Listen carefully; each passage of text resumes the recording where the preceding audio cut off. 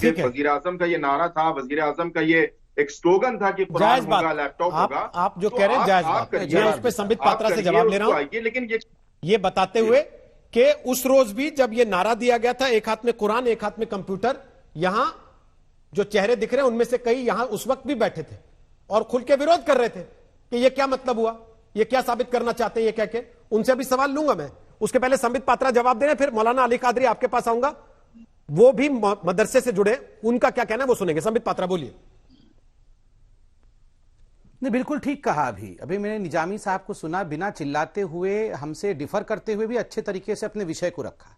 बिल्कुल सही, प्रधानमंत्री ने कहा था मदरसा जो है वो मॉडर्नाइज होना चाहिए, उसके लिए अपने पहले बजट में 100 करोड़ रुपए का प्रावधान भी किया था। चाहे आप सरकारी खर्च पे चलने वाले मदरसे हों या चाहे प्राइवेट मदरसे हों, सभी के लिए यह प्रावधान था। 22,000 करोड़ रुपए का माइनॉरिटी वेलफेयर फंड जो ये पूरा का पूरा हमारे बजट में आता है, वो इन्हीं सब चीजों पे खर्च हो रहा है।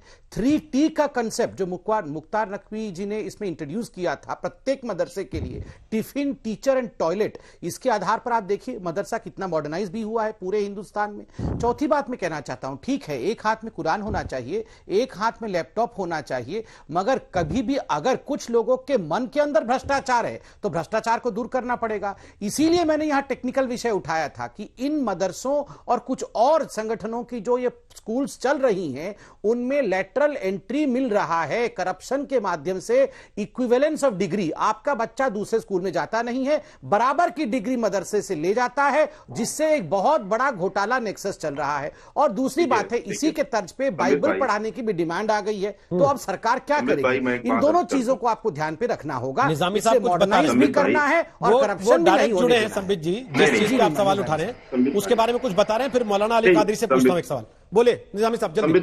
संबित भाई आपने बड़ी खूबसूरती के साथ बात कही, लेकिन जो मैंने सवाल किए थे आपसे उसका आपने जवाब नहीं दिया।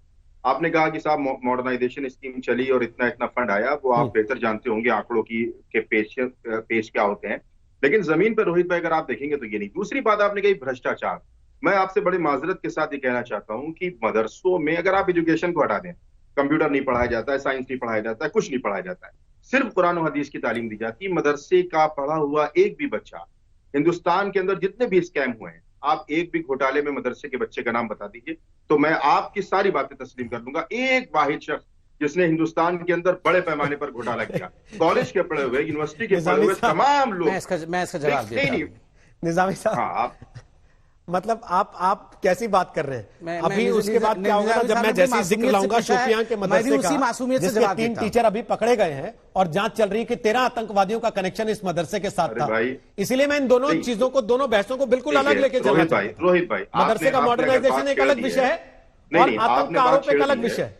आप तो उसके ऊपर चले गए कि भ्रष्टाचार के मामले में कोई लिप्त आदमी ऐसा बता दीजिए जो कभी मदरसे से पढ़ा हो। आपने भ्रष्टाचार का जिक्र किया तो मैंने उसका जवाब दे दिया। अगर आप आतंकवाद का जिक्र करेंगे तो उसमें ठीक है। अली कादरी कुछ कह रहे हैं, पहले वो बोल लें, उसके बाद रहमानी साहब भी कुछ बुला रहे हैं को अलग रखिए। एक सेकंड, अली कादरी ने हाथ उठाया, वो कुछ कहना चाहते हैं। एक सेकंड, आप कह रहे हैं ना तस्लीम रहमानी अलग रखिए, बोलिए अली कादरी साहब क्या बोलना चाह रहे हैं?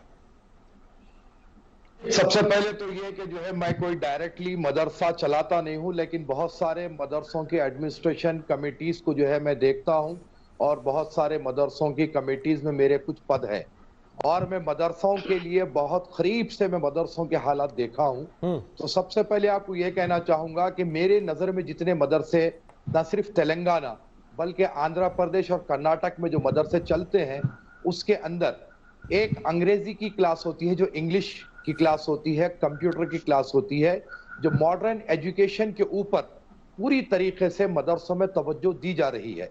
और ये जो हमारे आसाम के जो मंत्री का जो स्टेटमेंट है, जो कानून जियो जारी करने वाले हैं, ये बात तो बड़ी क्लियर है कि जो भी प्रदेश में बीजेपी गवर्नमेंट है उनका रिमोट नागपुर से चलता है और नागपुर की ये पुरानी तमन्ना है कि यहाँ के तमाम मदरसों को नुकसान पहुंचाया जाए और दीनी तालीम का जो एक सिस्टम इंडिया में चल रहा है, जो संविधान हमें हक दिया है, उसको तबाह ताराज करने की नागपुर की पुरानी कोशिश है। लेकिन हमारा संविधान जिंदाबाद है, ये चीज कभी नहीं होगी। 6 साल में कितना नुकसान हुआ मदरसों को?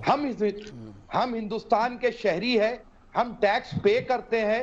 अगर वो ग्रांट इनियट देते हैं तो कोई सरकार हम पर एहसान नहीं करती। सर 6 साल में नुकसान कितना हुआ मदरसों यात्राएं को? हैं, आप मैनेजमेंट से जुड़े हैं, बहुत सारे मदरसों के चलाते हैं उनको। ऐसी मंदिरें हैं जहां पर फंड दिया जा रहा है, तो अगर कोई मदरसे को फंड मिलता है तो कोई सरकार हम पर एहसान नहीं कर रही है, ये हमारा हक है, हम ले सकते हैं।